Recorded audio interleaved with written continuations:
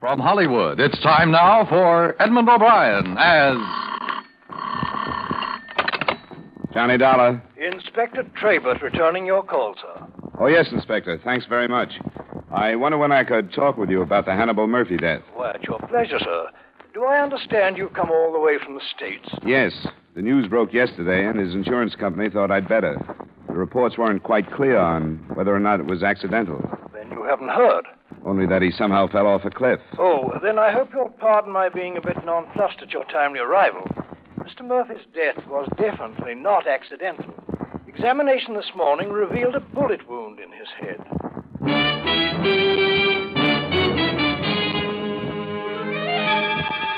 Edmund O'Brien in a transcribed adventure of the man with the action-packed expense account. America's fabulous freelance insurance investigator. Yours truly, Johnny Dollar.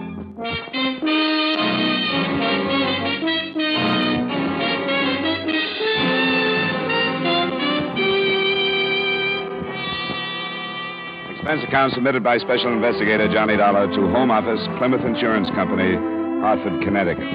The following is an accounting of expenditures during my investigation of the Hannibal Murphy matter. Expense account item 1, $264.80, airfare and incidentals between Hartford and Kingston, island of Jamaica. After checking into the Myrtle Bank Hotel and reporting by phone to the British Constabulary, I went over late that morning and met the officer in charge. Well, Mr. Dollar, it's a pleasure to have you. Thank you, Inspector Trabert. Although news of the death of one of your countrymen is hardly the kind of invitation I should like to send you. If it hadn't been Mr. Murphy, I probably would have been invited to a murder someplace else. It's a popular pastime. What do you know about the Murphys, Inspector? I understand he's survived by a widow. Yeah, there's a brother also, Paul Murphy, and a stepdaughter, Felice. Oh, I didn't know about them. You mean they're all here in Kingston? Yes, the brother has lived here for the past 2 years, has a cottage just outside town. The deceased and his family were visiting him. They'd been here for 2 months. Anyone else? 2 servants, an old cook and a young man who has rather general duties. Do you have any kind of a theory, Inspector? Since the fact of the murder was proved only this morning, no. Except that it was murder, the position of the wound on the head rules out suicide. Any suspicions, then? No, none that I wish to voice at the moment. Perhaps you'd like to visit the scene of the crime, or rather the point from which the body fell into the sea. Thanks, Inspector, I would.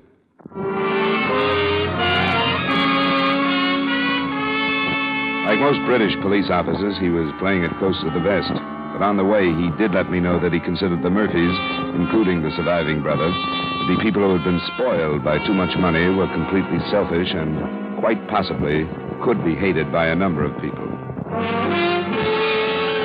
After a drive of a few minutes, we left the car and crossed through a strip of shaded parkway to a bridle path that paralleled the cliff some 100 feet in height. At the bottom, breakers piled in against a jumble of coral and rocks. Here we are. We wrote the section off in case we might learn something from the marks, though I doubt we will. There, you see, on the edge, the torn earth and the broken branches. Yeah. His body was found below. Huh? Yes, it was discovered by a young islander who was searching for shellfish at an early morning low tide. You said the Murphy cottage wasn't far away. Can you see it from here? No, it's beyond the trees there. The path turns inland before it reaches the grove. Does this cliff run near their place? Yes. I believe, sir, that you and I share a common bewilderment. Well, if his killer met him here, why shoot him if he could have been pushed over the cliff and killed that way, huh? Precisely. We should have had a devil of a time proving it was murder at all. Unless the killer wasn't strong enough to get him over while he was alive. Like a woman. A possibility that does present itself, doesn't it? Yet, if he'd been shot and fallen here, then dragged to the edge, there would have been signs. But there are none. No bloodstains, nothing. Yeah. So, unless he was shot somewhere else and carried here, we must visualize the victim and the killer standing side by side on the sheer edge of the precipice, gazing out to sea a moment before the shot was fired. Can we go to the house now? I had planned to wait until I had a more complete report from ballistics, but please feel free to pay them a visit if you wish to. Thanks, Inspector. I should let them know I'm here. Very good. Come along. I'll drop you by.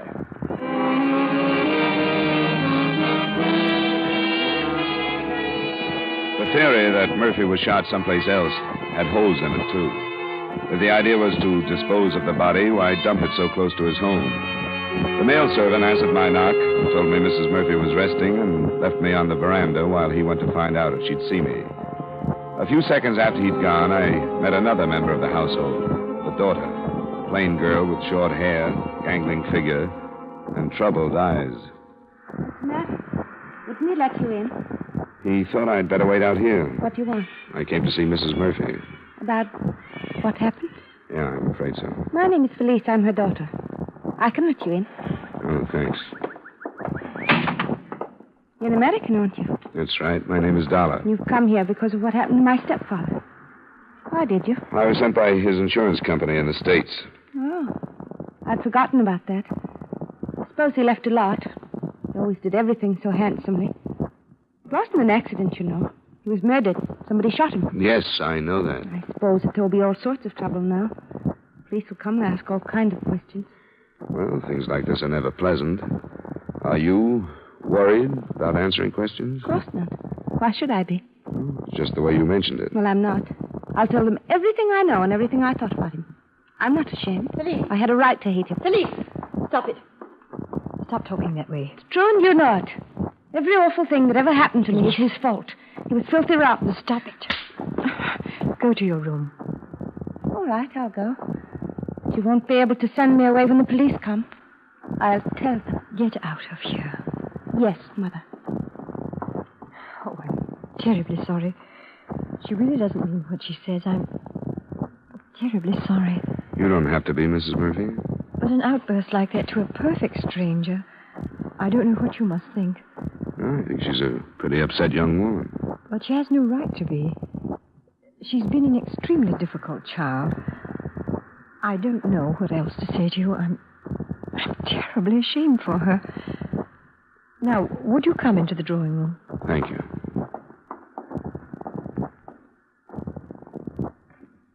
Please, sit down.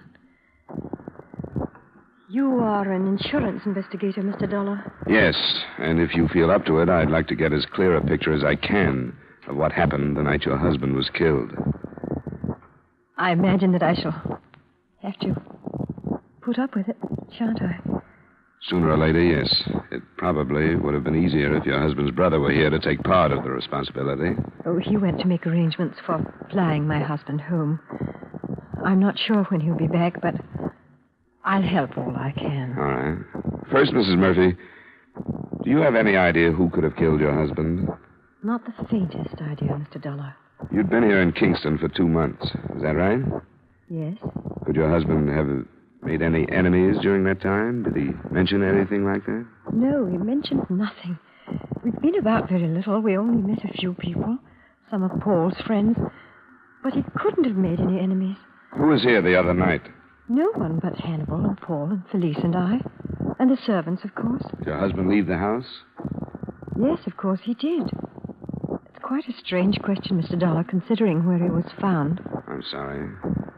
Why did he leave? Paul said he was going to take a walk. He was in the house when I went to my room. What time was that? A little past 10. Paul retired a short time later, and he remembered that Hannibal said he wasn't sleepy. Perhaps he would take a walk. And I take it your daughter had gone to bed, too. Yes. Do you mind if I talk to her now? Oh, I'd rather you didn't. Why? Do you suspect her? I didn't say that. Do you? Of course not. A mother would hardly suspect her own daughter. Why don't you want me to talk to her? Because she's a poor, unbalanced girl who's filled with warped hates and misunderstandings. She'll say dreadful things about Hannibal. And about me. Things that are absolutely not true. She'll have to be questioned, Mrs. Murphy. Of course, I realize that. There's nothing more I can say. I'll show you to her room. But Felice wasn't in her room. I found her waiting for me on the bridle trail along the cliff. She'd been crying. I heard you say you were an investigator, and I wanted to talk to you again. I knew I couldn't in the house, so I waited here. Oh, glad you did. I don't know what's the matter with me. I shouldn't have said what I did. I meant it when I said it. No, I don't. I don't think I know quite what you mean. I'm awfully mixed up. The doctor tried to explain it to me. When my real father died, my mother was all I had. And when he came along. I thought he was stealing her from me. I thought I didn't have anything anymore. How long ago was that? It's been 3 years. I was 14 when they went. But he did take her away. They chucked me into an old school and went off on a trip. I know he didn't do it just to hurt me. But at night it would seem to me that he did. I tried to get over it, but I never could. That's why I'm glad he's dead. It's not a very wise thing to say, Felice. I can't help it. Do you have anything else you wanted to tell me? No. I wanted to explain why I acted the way I did in the house. I don't suppose you understand. Part of it, I think I do. Quite a few children have to adjust themselves to step-parents these days. It's tough, and some do it better than others. I haven't done it well at all. Now I won't have to try anymore. I am sorry for the way I acted. I want to help you every way I can. How do you think you can help me? I'm not sure yet. But when I am, I'll let you know. All right, Felice. I'll be talking to you again.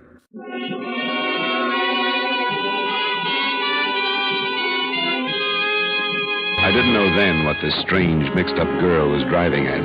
I got the impression that she wanted to talk more than she had. But I was fairly sure the way to bring it out was to wait rather than press it too hard. I checked in with Inspector Traybert, and his reactions were about the same as mine. On the strength of them, he called Paul Murphy into his office that afternoon. The last time I saw him was when I went to bed. We'd had a drink together, and he said he wasn't sleepy, and I thought he might take a walk. Do you know how long after that he might have left the house? No, I'm sorry, I don't. I was dead tired. I went right to sleep. Was he in the habit of taking walks at night? Sometimes, yeah. But you didn't hear a shot. No, I didn't hear anything. How much time passed, would you say, between the time you left him and the time you were asleep? Oh, not more than 15 minutes, Inspector.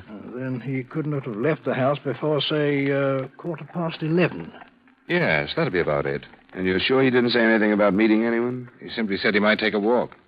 I'm not quite sure that I understand the importance of these questions. The importance of it is this. Your brother was killed by a .25 caliber pistol fired at quite close range. I'm afraid we must assume that if he did not meet anyone, somebody either accompanied him or followed him.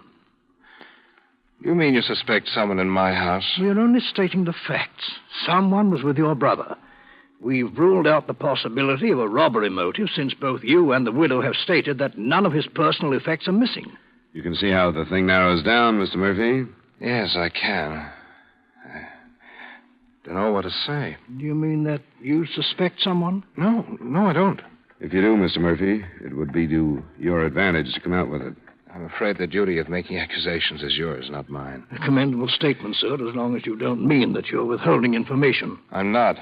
I have no information at all. Very well, Mr. Murphy, you may go.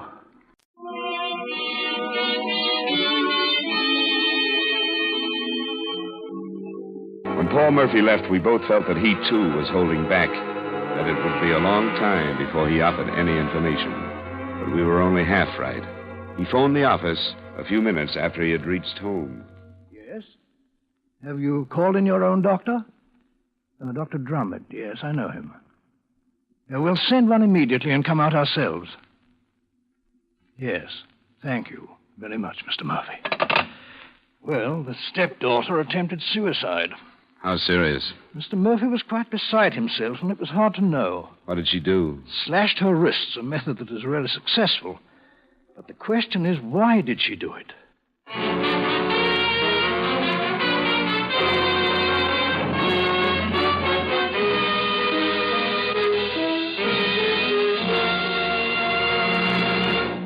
We will return you to yours truly, Johnny Dollar, in just a moment.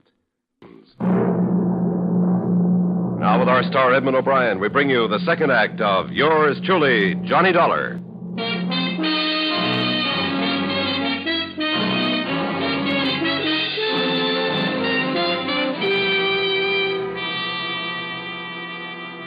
Inspector Traybert and I went right out to the Murphy residence, but were held back from Felice's room by both a private and an official physician. The latter was the last to leave her room. Well, Doctor, how is she? You can see her now. As you might expect, she's in a highly emotional state. Yes. Oh, this is Mr. Dollar, Dr. Gurley. How do you do, sir? Dr. Gurley, she going to be all right? Oh, yes, I think so. You didn't do a very good job of it. I think she needs a good psychiatrist.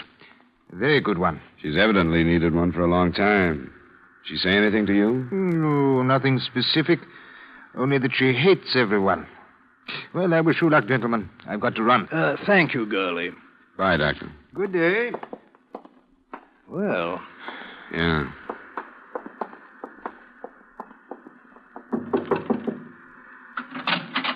Miss Murphy, we've been told we could see you. Don't call me Miss Murphy. That's not my name, and it never has been. Hello, Felice. Hello, Mr. Dollar. Who's he? You remember me, Inspector Trabert. I spoke to you yesterday. I hardly remember yesterday. I hardly remember anything I don't want to. I want to forget. What do you want to forget? Everything. My whole life. It's been a waste. Nothing's been right. I hate her. Please, Miss... I don't care. I'm going to tell the truth. What is the truth? They killed him. My mother and Paul. I saw it all happening. You were a witness to the killing? I saw what was happening here. I saw what was happening in England last summer. First, I was glad. I thought he'd go away and I'd never see him again. Felice. Then we came here, and I knew it. If it weren't him, it would be somebody else.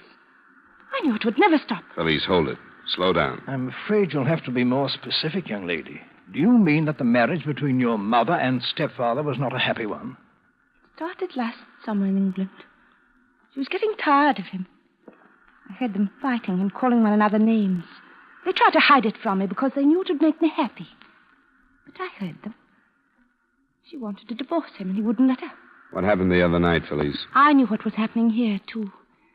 I heard them arguing the other night after they sent me to my room. Then I heard Mother go to her room. Then they left the house. Your stepfather and Paul left the house? Did you see them leave? Yes. And then I heard the shot. What time did you hear it? Do you remember? Yes, I remember. It was 11:15. I remember because I was lying in bed, awake. And when I heard it, I sat up and I turned on my lamp. And I looked at the clock. Then I turned the lamp off again and went to the window. And in a little while, I saw Paul come back alone. Why haven't you told us this before, Felice? I don't know. I was awfully mixed up. She's my mother. At first, I thought I should protect her. And I thought of everything she'd done to me. She never wanted me. She threw me away. She's never been a real mother. I've always hated her. That's why I'm telling you. Because I hate her and I want her to be punished for everything. I shall expect you to repeat this in the form of a sworn statement, Miss Felice. I will, but you've got to take me away from here now. I can't stay here, I'm afraid. I'm afraid of what they'll do.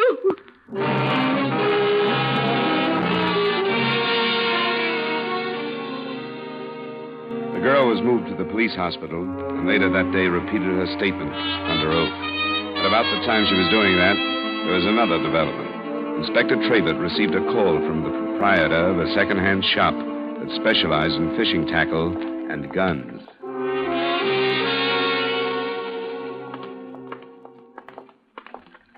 After you, sir. Good afternoon. Are you Mr. Innes? I am. Inspector Trabert. Oh, I thought you were police when you came in. This is Mr. Dollar, an American investigator. How'd you do, sir? I'm glad to meet you, Mr. Innes. We want to thank you for phoning about the gun. Well, I thought it was my duty. I've been reading about the murder, and when this chap came in here to sell me a pistol what was the same caliber as the missing weapon, I said to myself, you up to the phone and tell the police. Could we see the pistol, please? I've got it right here behind the case. Here we are. Wait a moment. Have you handled it much? Handle it? Of course I've handled it. I had to look it over before I paid him for it. If this is the murder weapon, I'd like to protect any fingerprints that might remain. Let me pick it up. A Webley, Mr. Dollar. And it's been in England. Would you recognize the man who brought it in, Mr. Innes? I think so. There's not much trade in guns here, you know. Fishing gear, mostly.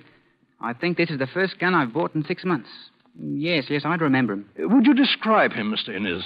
I'll try. He was about my size, I'd say. A little heavier. He had what you'd call brown hair. He was tan. Is he English or American? He was English as I am. Well, thank you, Mr. Innes. It's possible you may be called upon for identification. Happy to oblige, Inspector. But what about the money? I paid £4 for that pistol.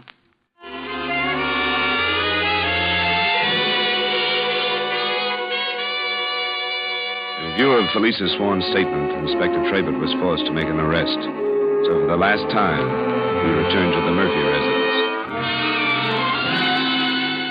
And I shall have to remind you that anything you say may be held in evidence against you. You mean that you're arresting us for Hannibal's murder? There's nothing else I can do, sir. I have a statement given under oath to the effect that you and the deceased left this house together the night of the murder. That's not true. That the sound of a shot was heard and that you were then seen returning to this house alone. That isn't true. There's not one word of truth in it. I didn't leave the house with him. Can you prove that, Mr. Murphy? Why, Alice, you know I didn't leave, don't you? Of course he didn't. Can you prove it, Mrs. Murphy? I understood you to say you were in your room, that you went to sleep immediately and heard nothing. My daughter made that statement, didn't she? Under oath and before witnesses. But she lied. I told you she would, Mr. Dollar. She'd do anything to hurt me. You've got to believe that. Alice, wait. What did she say was my reason for killing my own brother? Because of your love for his wife. Oh, she's insane. How can you believe these things? You're men of intelligence. We're men who are used to working with evidence. A sworn statement is admissible evidence unless it can be proved false. Neither one of you seem to be able to do that. Paul! I don't think we better say any more until we've legal counsel. No, I won't let her do this to me. We can't, Paul. I think he killed him. She hated him. She's the only one in the house that had reason to kill him. No good, Alice. What are you going to do with us, Inspector? I shall have to take you to jail. I'm sorry. Oh, you can't. Will you give us a few minutes to get ready? Of course. Come on, Alice. Oh, you can't. Go get your things. Everything will be all right. What do you think, Inspector? Well, to be quite honest, I'm not sure, but I know my duty as a policeman. The strength of that statement and their innocence or guilt are up to the courts to decide. Less formally, though, it's a pretty frightening thing to think of. If that girl, in her mental frame of mind, could suddenly decide that she was a witness, make a sworn statement, and bring all this down on two innocent people. Yes, I know, but the fact remains that they have absolutely nothing to say in their own defense. I've got to arrest them.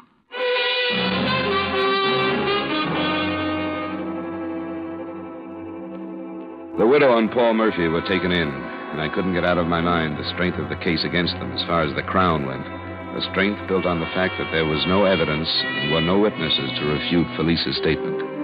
I suppose that as far as the insurance angle went, my job was done. But after I left Inspector Trabert, I went to the hospital to see the girl again. Hello, Mr. Dollar. How are you feeling? I feel awfully lonely. They arrest Mother and Paul. Yeah. Then I'm all alone. She'll never want me back now, no matter what happens. But she never wanted me anyway. I'm glad I did it. If you told the truth, you have nothing to worry about. What do you mean? I've nothing to worry about. I mean, if you told the truth, you did the right thing. But if you didn't, you've done one of the worst things anyone could do. Of course I told the truth. You believe me, don't you? That doesn't make any difference. The inspector did. But you do, don't you? You don't think I was lying, do you? I hope not. You think I could make it all up? You think I could do a thing like that? I hope not. I couldn't. I know what you're thinking. I told you how I hated her and how I hated him. But I could never say the things I said if they weren't true. I could never do a thing like that. How did you happen to see the two men leave the house together? You never really explained that. I was looking out the window. I thought you were in bed. Not then. You saw them leave, then went to bed, then you heard the shot, then you got up again and went back to the window? Yes, that's right. Was your light on when you saw them leave? No. But you turned it on when you heard the shot? Yes. Then you turned it off and got out of bed and went back to the window? Yes. And who did you see? I told you, Paul. You were sure it was Paul? Yes, I was sure. Why were you sure? I saw him. Why were you sure it was Paul? Why didn't you think it was your stepfather? I knew it was Paul. Because I had a feeling that something was going to happen. Don't ask me any more questions. You'd better get used to them. The defense attorney is going to be asking the same kind if this gets into the courts. Well, I won't bother you anymore, Felice. I guess you're tired. You don't believe me, do you? I told you. Doesn't make any difference. As I mentioned, the matter was out of my hands by that time, and I was sort of 50-50 on believing the girl. I made my plane reservations on my way back to the hotel, but when I asked for my key, I got instead a message to phone Inspector Trabert. When I did, he told me, A, that the .25 caliber Webley from the shop was the murder gun, and B, that some prints on it had checked to a known criminal who had confessed the shooting. He asked me if I wanted to come over. It's an incredible turn of events. Raises perfect hob with the girl's statement. In any case, we thought to build from it. Yet, on the other hand... Oh, here. I should like to have you meet Mr. Roy Church. What are you doing back, Copper? You beat it out of me, so now you've got it. You dropped quite a bombshell into this, Mr. Church. Tell Mr. Dollar in your own words how you came to kill Mr. Murphy. Why should I? You've told him, haven't you? No, I doubted he would believe me. I'd like to hear, Church. His ruddy brother said he was going to pay me to do it. Paul Murphy? Yes. Promised me £500, he did. Paid me 100, and I waited 2 blinking weeks on that cliff for his brother to take his walk. Then I got welched by the dirty beggar. So I had to sell the pistol. Tell him why, Mr. Church. I was supposed to take this here Murphy's wallet to make it look like robbery. But he fell over the cliff when I shot him, and I couldn't reach him. That'll be all, Mr. Church. Thank you very much. Think nothing of it. Well, Mr. Dollar? Well, this means there isn't a word of truth in that signed statement, except that maybe she heard the shot. She didn't see the men leave the house or Paul back. She didn't know anything. Yes, a rather spiteful statement, but fortunately true in content. They did have the man killed. I don't know what to do about that girl. What would you do? Well, luckily, I can leave the whole mess in your hands, Inspector.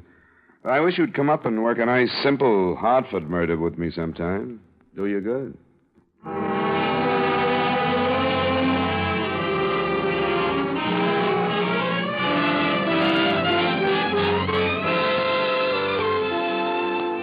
Expense account item 2, same as item 1, transportation back to Hartford. Item 3, miscellaneous expenses, $204.80. Expense account total, $734.40. Remarks? I can't help wondering what would have happened if Felice's sworn statement had been entirely false and the widow and Paul entirely innocent. I wonder if they would have been hanged anyway. Yours truly, Johnny Dollar.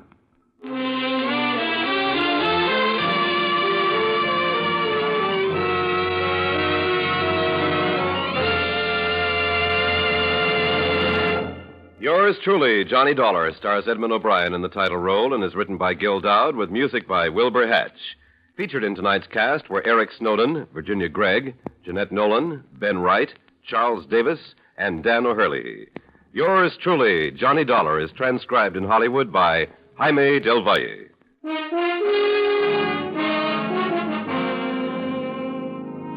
This is Dan Cubberly inviting you to join us next week at this time when Edmund O'Brien returns as... Yours truly, Johnny Dollar.